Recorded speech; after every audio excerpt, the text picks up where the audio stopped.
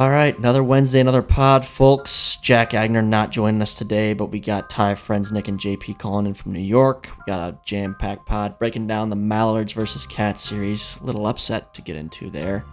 JP breaking down his season thus far, and the Cats have been it's been an up and down journey for their squad, so it's cool to hear the perspective from two of their players. And then I chimed in on the Mallards. Mallard struggles in the last series as well a little bit. So to wrap things up, went back to our little comparison of generations between Ty and I. This week we're talking about social media usage between people with a 9-year age gap, being 26-year-olds and 17-year-olds. So stick around for that at the end. Without further ado, this is the Pipe It Up podcast, and cue the intro.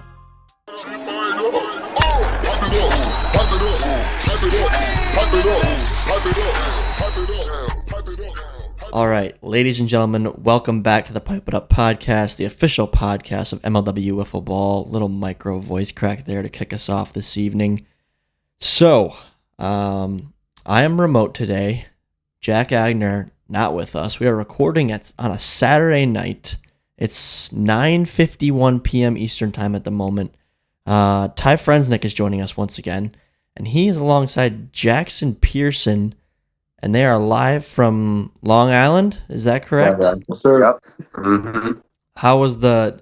So, yeah, we couldn't record on Monday. I wasn't going to be available. Jack Agner not available. So our options were limited. The fellas are at the tournament, Long Island Wiffs, and we're like, well, we might as well make this work after they went out to eat today. Ty and JP joining us. They're in their matching shirts for those that are watching on camera on YouTube. How'd it go today, gents? You go first. You guys look like brothers, by the way. Yeah. If you guys can tell by the tan right now, we got some sun today. Tan or burn? I can't really tell with the Zoom camera. Okay. No, but it was a good day overall. I think both of our teams were 2-0. I know Ty did pretty well on his team. I saw him and Matt hitting all day. Ooh, every time I looked over. And then Preston got it done for us pitching wise, and everybody was hitting. So it was a good day. A lot of fans here too. Yeah, it's easy to say it's a good day when your team is Jaxen Pearson, Preston Colm, Vin Lee, and Jordan Robles. That's the team he's rocking with this weekend. But it doesn't even matter because me, Lando, and Matt Carlington, we're gonna win the whole thing. So we're feeling good as well. So this was an issue. I think it was 2 years ago when I was there. There was a lot of debate because Dallas played with like Robles and I think Vin and some of his other crew from his fast pitch teams. So JP, how did you and Preston weasel your way onto the Robles squad? Honestly, it was mainly Preston because me and Jordan played BLW, a separate league last year together over the fall. We had a lot of fun playing together, and obviously Jordan's just Jordan. He's a great player, great guy. And then obviously teammates with Preston. So Preston just hit him up, and Vin's his best friend. So they wanted to play together, and me and Preston wanted to play together after winning it last year. So kind of just became us four, and we've been planning it for a couple months now. So we're just all excited. Ty, from your perspective, who's not on that roster, what are the chances this team does not win Long Island Wiffs tomorrow? I'd say 100% because they're gonna have to run into me and Matt on the mound. That's not the point. So you, Matt, and Landon, that's the squad, or am I missing That's one? the squad. That's MLW Red. Can't get much better than that, I think. Just the 3-man squad? 3-man squad, yeah. Oh, you're playing MLW Red. See, I got the MLW Red blood in me. That's a group of grit. Wear those colors proudly. Oh, we are. Yeah, for sure. How'd Matt do today? Dude, he went off. Not even kidding. Matt was raking all day. Dude, Matt was going crazy, actually. Matt's good. Matt's good. I've been saying Matt's good for years. No, the first team that we were supposed to play didn't show up, so they had to forfeit that game, which was kind of lame. No. Yeah, we only got one game to play, but yeah, Matt was hitting really well. So. And who pitched? I pitched a little bit, threw okay, expected, and then Matt threw. It was only a 2-inning game because we mercied them, but I threw 1 inning, then Matt threw an inning. Okay, it was good. I know it's really hot out there, but you gotta have Matt bring out his shiesty for the elimination games. Matt's got a mask, and he was wearing that at UFs a few years ago, and he was dealing. He was going off. We might have to make that happen. I for agree. sure. I Yeah, agree. Well, JP, no offense, but I'm kind of rooting against you guys tomorrow. I think we It's all fine. are. It's fine. We all are. Although if I was a betting man, I would be silly to bet against that squad. Because Jordan will be throwing probably close to 100 miles an hour tomorrow. But that's not the point. JP, we wanted to have you on today, Ty and I, in lieu of Jack, because of your latest performance against the Mallards. That was the last video that was posted on the channel a few days ago. Mallards versus Cats, and the Cats kind of shocked the world a little bit. I mean, the Cats have. I was really high on you guys early in the season, and then the Eagles swept you, and I was like, maybe I was wrong. And then I played you, and we lost. Now it's easy for me to say that I was right all along. I knew they were great. But definitely a great performance. You carried the guys from the defensive side of the ball. You pitched really, really well. But, I mean, prior to that, you got swept by the Eagles going into the All-Star break. What do you think happened to that series? How did the Eagles sweep you guys? And how are you feeling going into the break after being swept by that team? Honestly, I feel like we won our first two series and we felt good, but I still feel like we didn't get we had more to we had more that we could do, like team wise. We still thought that Sean, he being the number one overall pick, he had more levels that he can go, and he's only going to get better and better. And so we just feel like if we can include more of our team and get just everybody to do their own thing, then we can beat anyone. And that day, I think we just came out a little bit flat, and it was Dallas pitching.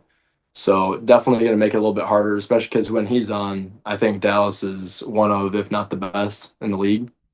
He's for sure tough, but our team's really big on energy. So if we go up early, I feel like we can stay and we can take all that momentum. But if we get down, we got to, as a team collectively, got to keep our head up and keep going. Yeah. Yeah, no, heading into the Mallard series, especially at the end of the first game, the energy was super high. Yeah. Like after that first Sean homer and then, the rally, even though we didn't win that game, it definitely did spike the energy up. And with how you're saying, roles and stuff going into the next series and stuff, Jackson, you threw super well in the first game. Did you expect having more of a higher role in this series after our first three series on the bump and with how well you were doing? I felt pretty good pitching all season, and then for like especially for the Mallard series, definitely I know a lot of those guys already, like with Preston playing in Bay City, played with Jordan for a while, so I definitely did some scouting beforehand, and then did as much as I could. But yeah, I definitely just wanted to bounce back from the Eagles series because I just felt like that was not like our team. That was the biggest thing. Yeah, you mentioned the scouting, and I feel like in a lot of your interviews, and it was no different in the post-game interview in this series, you talk about your preparation and how that just leads to the success. But how do you prepare for a squad that has, hitters like Jordan and Preston? And, I don't need you to give away all your secrets here, but just what were a couple things that you were taking into the series mentally that you were going to try to, like, was there anything in particular you had seen in film that you were trying to maybe exploit, or like, did you have a really specific game plan on how to attack those good hitters? I think really just one of the biggest things in MLW is the walks will always come back to bite you, especially in big games and against the better teams. And obviously, I think the Mallards are one of, if not the best in the league right now. So just getting ahead, first pitch strikes, I think that's huge. So I was definitely trying to get ahead so I can control the counts and control the hitters as much as I can when you got guys like Jordan in the box. And then it really just comes down to like tendencies and analytics from there. Like I think my drop is one of my better pitches. So if I have an 0-2 count or if I'm ahead 1-2, I want to get the hitter to chase or expand because in those games, one swing of the bat and one pitch can be the deciding factor. So really just getting ahead and playing to what I'm capable of and what I do best. With controlling those walks, I've actually been wondering this with that game three ball because Jordan was kind of struggling finding the zone with him and stuff. How did you feel? Like you look good with that ball. So how was that like? Do you think the ball really was bad or was it just, Jordan wasn't having it that day? A little bit of both. Like in MLW, I mean, every ball is a little bit different no matter what it is. So it's baseball, wiffle ball, it's both just a game of adjustments, really. So even when the ball is not great and sometimes it's a little more beat down than others, I'm trying to find 1 to 2 pitches that you can throw consistently, and then you can work your stuff in. But it kind of just goes back to what I was saying beforehand. Like if you get ahead in the count or ahead of the hitter, then it makes life a lot easier than if you're just trying to come back from a 2-0, a 3-0 count, especially with those type of dudes on the team. Like those are some of the best. So I think that's the biggest thing. Just channeling everything. Yeah. Yeah, that was definitely a frustrating point for me in the series. Like obviously you two were wearing purple that day and I was wearing green. And I had a lot of my guys, Preston, Trey, Jordan. It seemed like they couldn't they couldn't find a rhythm on the mound, like complaining about the ball, whatever it might be. Whereas you guys were just cruising. So in my head, I'm like, guys, it's not the ball. Like it's in your own heads. Like just make an adjustment if it's something, because they're clearly figuring it out just fine. A lot of movement on your slide drop, I noticed. So I don't know. I mean, Jaxen, you said it yourself a few minutes ago that you think the Mallards are a really good team, but we were unanimous #1 in the managers poll heading into this series. I think most of the MLW fans were agreed that we were sort of the team to beat in MLW, but we looked extremely flat from the third inning of game 1 all the way to the series end. So, how do you rate the Mallards? Do you think they're overrated in terms of just how highly everyone was speaking of them, or what are your honest thoughts on that roster after playing them and beating them? No, I think you guys are definitely properly rated, Tom. Yeah. I think you guys for sure. One series isn't going to define a team ever. In an MLW, it's such a short season. You got 15 games. So you definitely want to perform at your 5 series that you're at. But at the same time, one day of the summer is not going to decide everything. And yeah, I think you guys are definitely properly rated. You have Jordan, who's one of the best to ever play, if not the best. Like his ability to 2 ways, unreal. Tom's been doing it forever. Just a very deep roster with a lot of guys that are dedicated. And I think you guys are just right there in contention every year. That's fair. I mean, I think we have a good team, but just it's days like that where I feel like we have those days every now and then. It's been in the postseason a couple times these last few years. When we played you guys 2 years ago in 2023, where it just seems like we have one bad inning and then the mojo of the locker room, of the clubhouse, just gets really flat and negative, and it's a tough thing to crawl out of. So that's sort of the way that I was feeling again after that third inning of game 1. But so yeah, disappointing, but I'm happy that this wasn't a playoff series and we can come back from it.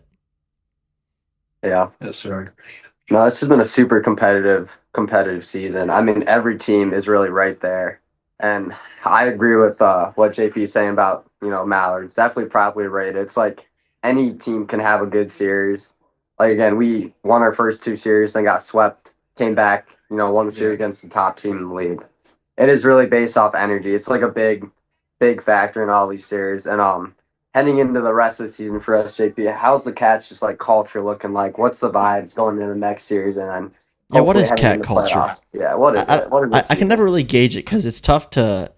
I know Kyle is sort of he's in manager mode, he's in player mode, he's in production mode, and MLW editor mode. So what really is the locker room for the Cats like? It's a good question, Ty. I feel like as of right now in this season, it definitely was a little bit different because for me personally, I know Saylor was always one of my best friends in MLW, and it started with us being on the Cats together, and that's how we formed all that chemistry. And so losing him was a little bit tough, and obviously he's a great player, but overall now I feel like we just have a great young core of guys that are super dedicated to the game. Like we have Sean, who's been playing in U17 and Wiffs, some of the highest national competitive wiffle ball you can play. He's been doing that for years, playing with Jeremy. Ty is playing all the time in his front yard. We have Pat, who's helping out with the podcast, dedicated to playing in another league in Missouri at Melwiff. I practiced a lot, and then Kyle's just Kyle. So he's kind of the vet of our team right now, and then we're all just circling around doing the best we can. And I feel like when we all come together and we play our game, our culture and our clubhouse is some of the best in the league for sure. I mean, Ty, you're on the squad too. Do you have anything to add to that? I completely agree. Cats really just have a group of guys just dedicated to the game. No matter that's MLW or their own league or just playing in tournaments all over. Just a group of guys who love wiffle ball, and that's really positive thing to have on a squad. Mm-hmm. What's the addition of Sean Hornberger been like? That's one guy I wanted to ask about. He wasn't there in Slate 3. Maybe that had an effect on the vibe of the series, but like he was someone who I thought was going to come in and maybe like compete with PB for the ace role. JP, you've almost emerged as an ace, and I was going to ask you about that in this interview, but his bat has been a big factor. Sparked that rally in the third inning of Game 1. How has he blended in? Like, what are your thoughts as his potential as a player?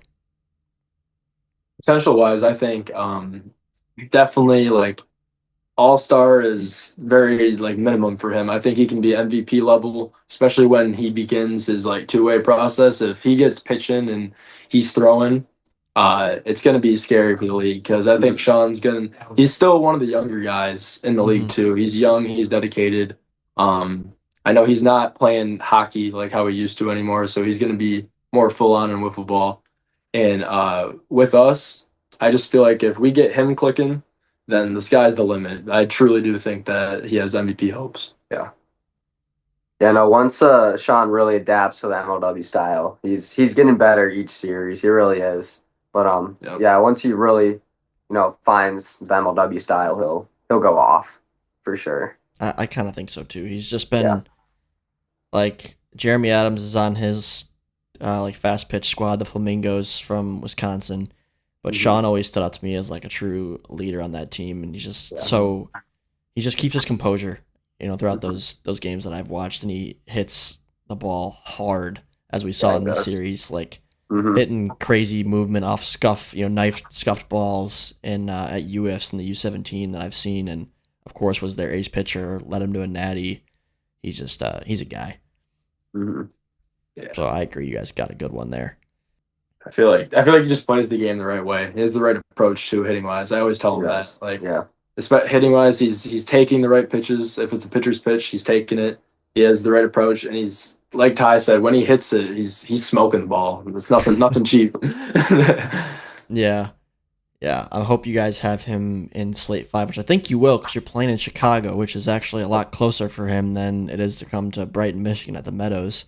But that series is against the Gators, who's been one of the better teams this year. They've caught a lot of people by surprise, kind of continued their momentum from last year into this season. But, you guys are in an okay spot record-wise after the series win here. You should sneak into the playoffs if you win that series or even at least take one. So if you do get into the postseason, let's assume the best, and you do, like, what do you think truly are the keys, JP, to you all moving forward and, potentially making a small run in the playoffs? Or big run. Why should I say small? That was a little rude. I think as for our team, I would say scoring first. I feel like if we get on the board first, that's huge for our team because we're, like I mentioned before, we're huge on momentum. So we score first, limiting the walks for sure. And then our team historically always, I would say the past at least 5 to 6 years, we've also been really prone to the home run ball pitching wise.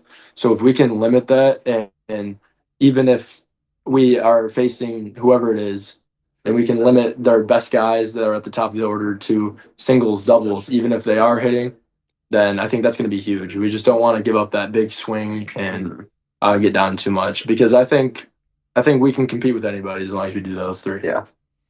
I have a question for you guys too. With the injury to Ballman, I mean, he actually still moved around pretty good. He threw the ball okay. Colm got a piece of one and then lost control a little bit. But do we think Hornberger will get more chances now to like be the number 2 in Slate 5 or maybe even in the playoffs if it comes down to it? Or do you think PB will still sort of be that guy ahead of Sean despite the injury this season? I feel like overall, Pat he's such a competitor and he has that dog mentality and mindset and it's ever since I've known him, he's been like that. So I feel like he's going to want the ball no matter what, but ultimately it will probably be up to Kyle. But I think that if it really came down to it, Pat has that experience. I feel like we would still roll him even with his injury. Yeah. But at the same time, we're also confident in Sean if he had to come in, even if it was a playoff game.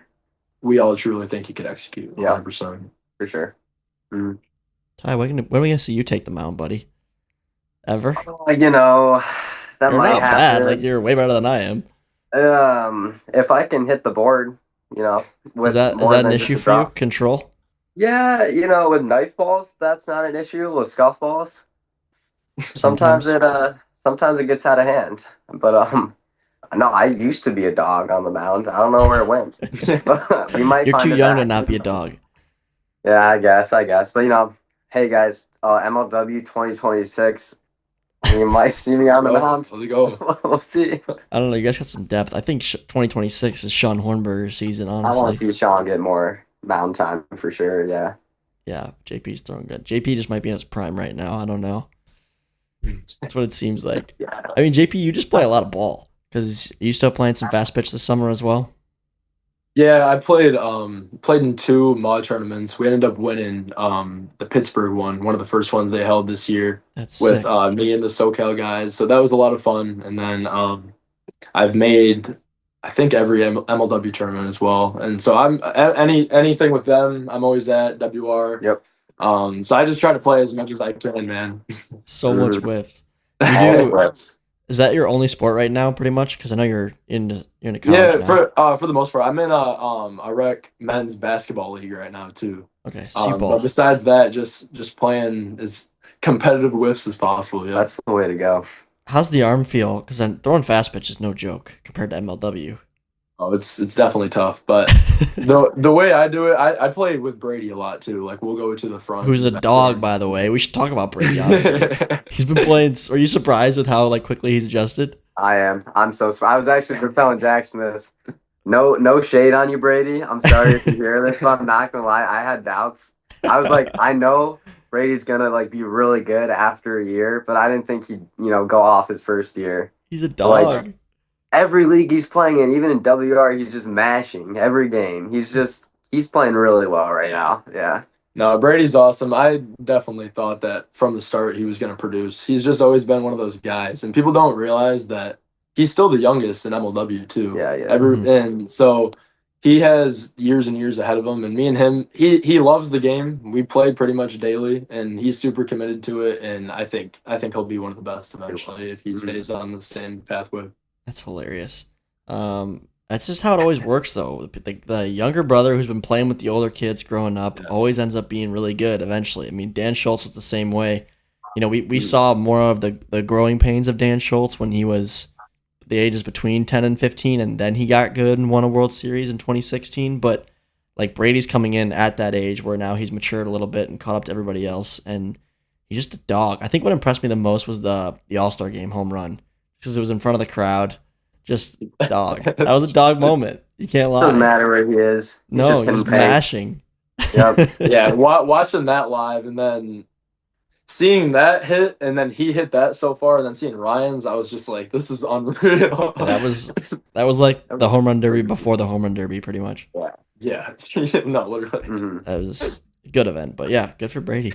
You must be a good mentor to him. Other notes in this series I wanted to talk about, Ryan Kracht back on the call. What were your guys' thoughts on the you want fries with that call on the LJ home run? That was something I hadn't heard, but I think Ryan was referencing that it's from a social media thing or another announcer he's heard. I wasn't sure. Honestly, I have no idea where that came from or how that had anything to do with it. But I don't either, but I liked it. Yeah, it was not like it was a bad call. It was a call. I obviously was bummed because that was against my squad, but a part of me is happy when Liam homers because it's. I mean, it's hard. It's hard to be upset. Preston thinks it's awesome too. He's over there. What? Yeah. No, Liam's such a good guy too. He in MLW, he has to be one of the best guys. Truly, he is a great dude. The professor, as coined by Sailor, the professor. Also, Ryan has officially joined the club that includes Jimmy Norp and Dallas Allen of guys to wear their own T-shirt with their face on it. I just don't know if I could do it. I mean, I'm not good enough to have that issue, but I just don't know if I could pull myself to do that. But he sported it with confidence, and he looked at me and he goes, "Tom, I'm just going for it." I said, "Okay, man, you do when you." You've won an MVP that many times, I think it's okay to wear your own face on your T-shirt. It's fair. It's fair. Would you do it, Ty? No. No. How about you, Jackson? I wouldn't. I would say I like myself, but I don't know if I like myself that much. Come on, Jackson, you wear a I don't know on your shirt. unless I did something crazy. Maybe if I won like a natty or something. Yeah. Okay, that's fair. What about another comment I had on this series was Kyle Schultz. That was some of the best shortstop play I've seen since like prime Norp or prime Shima over there in the D-backs. He played so good. So many plays were made over there. No, me and Landon were watching the series in the car, like on the car ride over here. Every play it's in. That is textbook Cats defense right there. But no, it was crazy. It's like every play, it keeps getting better. It's like, man, I don't know I mean, Kyle's always been really good in the field, but yeah, that's just Cats defense, honestly. But yeah, it was a great game for short and first. We put a decent amount of balls in play. Like I was watching it back, and I was like, we just weren't getting any home runs. And Kyle made every play, going to second base for fielder's choices, making throws from his knees while mic'd up casually. He's doing everything out there. I mean, I know he's a good defender, but I mostly see him make great plays on the mound, not in left like that. And he was just balling. It's like his new role. I mean, he's not the pitcher anymore. Now he's just a stud shortstop. It's what we need. No, I put Kyle in that category of up there with the best fielders. I think like him and Jimmy are probably the best two in my opinion. Yes. He's not going to miss the routine plays very often, and he's going to make crazy plays that you would not see many people make in MLW. Mm-hmm. And he's definitely got range. Yeah, he does. Mm-hmm. Yeah. Ty, do you have any more comments on this series that you wanted to note? I don't think so. I mean, I think Jaxen talked about it pretty well. Again, Cats beat the Mallards, guys. Who would believe it? It was a fun series. It really was. I mean, we had a lot of fun for sure. Yeah, that's all. That's all I gotta say. You guys had me nervous at the end of game one. Like when it was starting to unravel for us, I was really torn of like, do I take Robles out? But like obviously no one else was loose at that point. All of a sudden, you guys had just found it, and he was struggling with speed limit then and everything else. I left him in there just because I wanted him to try to get through it, to face adversity and try to grind through it and come out on top, and he did, which was great. But I do think like that feeling kind of bled into his next start in game 3, which I didn't love. But I just got to figure out as a manager how to prevent him and Preston are great when they're confident. When they're not, it just seems like the wheels totally fall off the bus. So I got to figure out how to get it in their heads that it's all up here, guys. Like just one home run, one swing, one walk shouldn't derail you. It can't derail you. We're gonna lose. Right. Mm-hmm. All these series that we've lost these last 3 years when we've been pretty darn dominant for the most part. I mean, I don't know our exact record from 2023 till now or 2022 till now, but I would like to think we've probably won somewhere in the ballpark in those 4 seasons, like probably 35 to 40 games, and only lost probably 20. But we have these days where it just seems like we lose to ourselves, like we beat ourselves up mentally, and I don't quite know why. Again, that's never been an issue for me as an athlete, and it's as a manager, it's been a challenge for me to try to pick those guys up and like figure out a way to instill it in their heads that that's not the right way to lose. Like let them beat you, but don't beat yourself. Mm-hmm. Absolutely. Yep. So definitely a frustrating thing. But no, I think that was it for me as well. JP, you pitched great, 6 scoreless. I think I would coin you right now as the Wildcats ace, just with the injury to Ballman and the inexperience of Hornberger. So I expect to see more of you here to wrap up the season against the Gators. How do you feel about that lineup? Are you going to walk Stags a million times like everybody else? No, I'm definitely gonna go right at Dustin. He's my boy. I know you play with him now. Yeah, like you're friends. Yeah, I've been playing with him and Sawyer now for like a year and a half competitively all throughout the country. So they know me well, and I definitely don't want to make Dustin travel out just to walk right to first base with his 2 legs. So True. I want to make him hit and earn it. Yeah, that's very fair. Well, all right. Well, cool. Good series. Looking forward to see you play the Gators. Good luck in that one. This week for the comment of the week, Ty, I know you. Sounds like from last week's conversation and podcast when you made your debut here on Pipe It Up, you read the comment section pretty thoroughly. So if you have anything to add, definitely let me know. But the one that caught my attention was from Drew here, and he commented, "I'd like to imagine when Kyle goes deep, his head is just screaming, 'Shot, gone!' His signature call." And I'm going to say Drew, probably not. I don't think I've ever had I've commentated games and I've never had commentary thoughts while playing in the game. So I don't think this is true, but it's a funny thought because he has called so many games and that is his signature call. But he had Ryan behind him with put the fries in the bag. No, all jokes aside, I actually do think Ryan's been doing a pretty good job, like announcing and everything.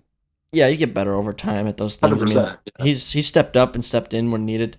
Couple of times where like a ground ball was hit and he's like line drive ground ball, which is classic. Like I've made those mistakes plenty of times too, especially when I was first getting into it. But the more you do it and do it regularly, you get better and better and better. And I think him and Jimmy have done a great job of stepping in. And I think it's also part of what makes MLW special is just seeing everybody contribute to try to put together good production for the fans. So although I didn't love how Ryan was dogging on me.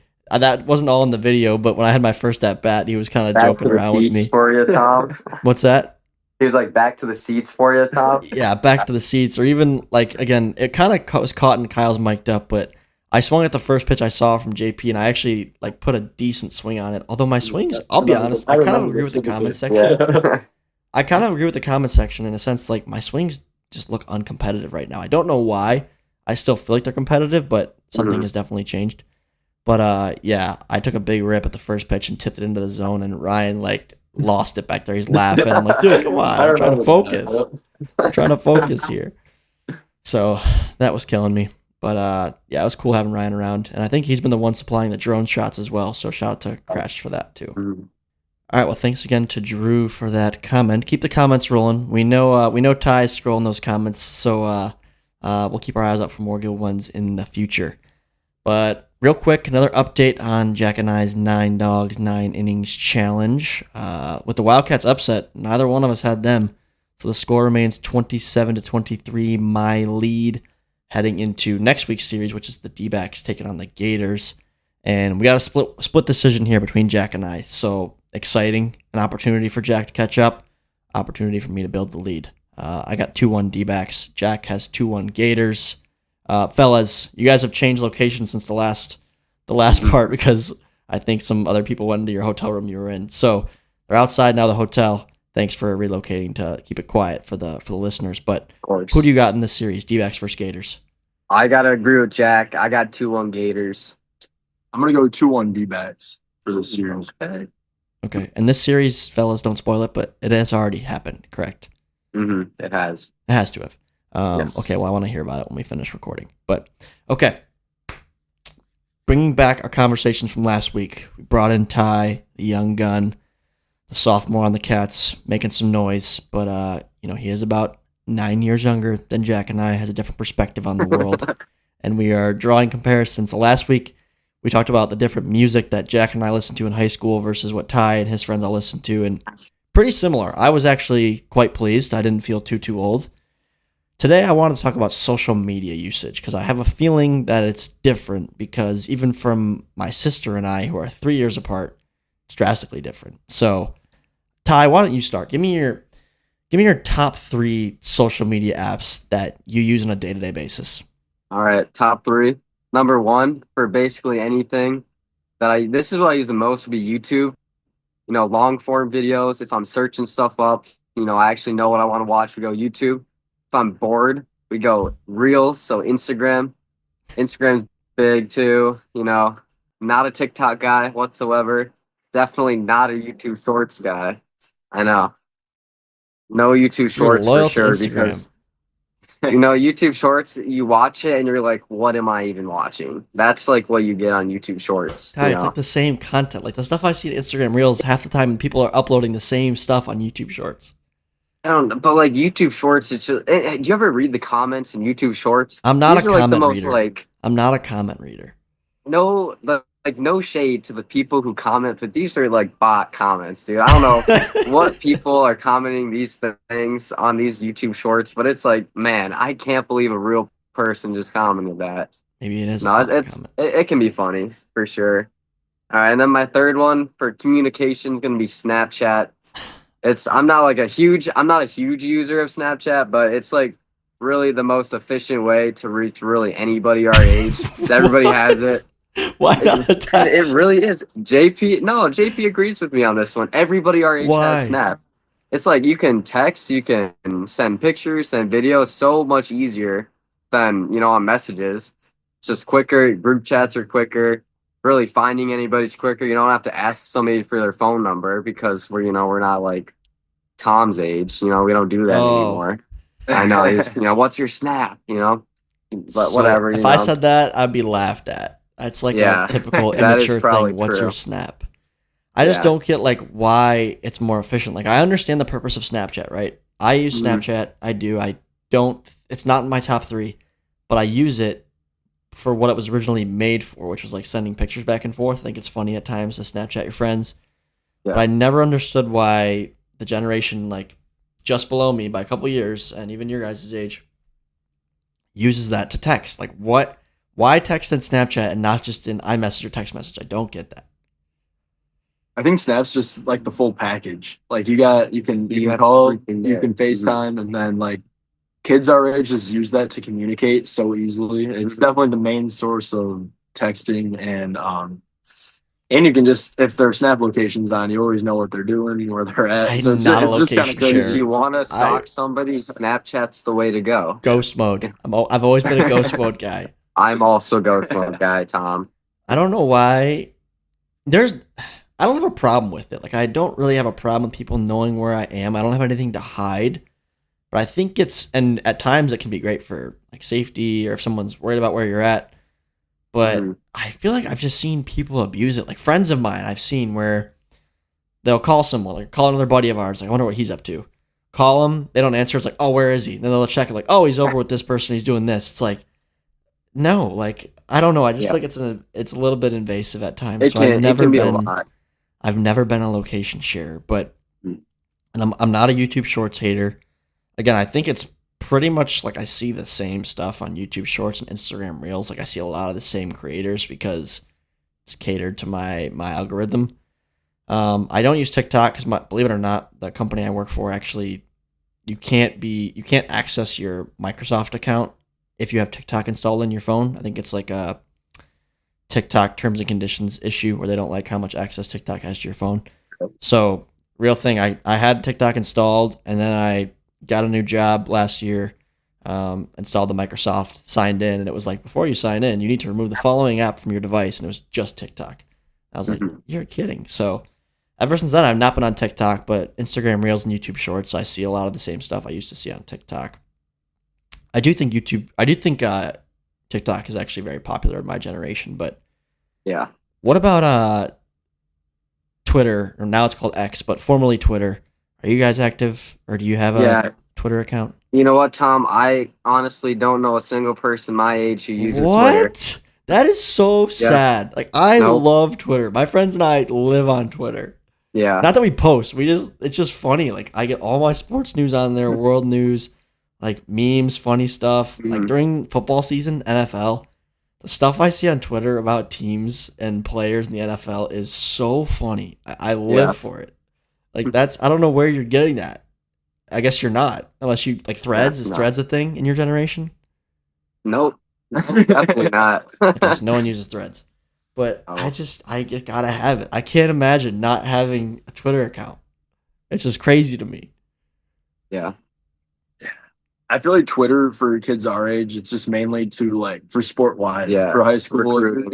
If you're looking to get into a college or play at the collegiate level, I feel like a lot of kids are just trying to post themselves out there to get their names out to college coaches. Yeah. That's the main interesting. Use. I do see that. Yeah. Like I've seen Trey Flood retweet a lot of like his teammates about trying to like, and it has like their tournament stats from the weekend, like what their ERA was and how many strikeouts they had and stuff. But I just can't believe you're not. It's so funny. I'm telling you, it is so good. You have to be on there. I don't know, man. Yeah, Twitter's not really.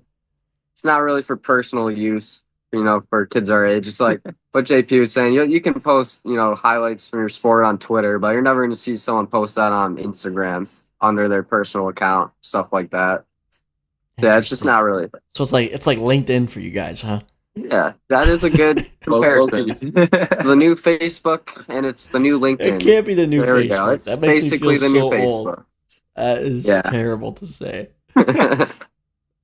I'm telling you guys, I'm not that old. It's a great app. It is so good. And people that are my age will understand what I'm saying, that Twitter is amazing. And it's made me smile hundreds of thousands of times in my life, I promise you. All right. Well, I'll have to get up to speed and start talking to my friends on Snapchat so I look cool. Ty, I'm enjoying these. What do you want to talk about next week? I'll let you pick. We did music, on social media. What's next for the Generation Gap? Next segment? week we're gonna talk about some movies. So Movies? get ready for that. Movies, yep. Okay. I wouldn't say I'm a movie connoisseur. There are a lot of movies where I'll tell people like, "Oh, I haven't seen that before," and they're like, "You have not seen this?" And I'm like, Yeah. No. But I do like movies. I just don't seem to allocate time to like watch all the movies that are on my list of movies to watch. So that's kind of where I'm at. Maybe you can actually help me if you're more in the know as to what's good.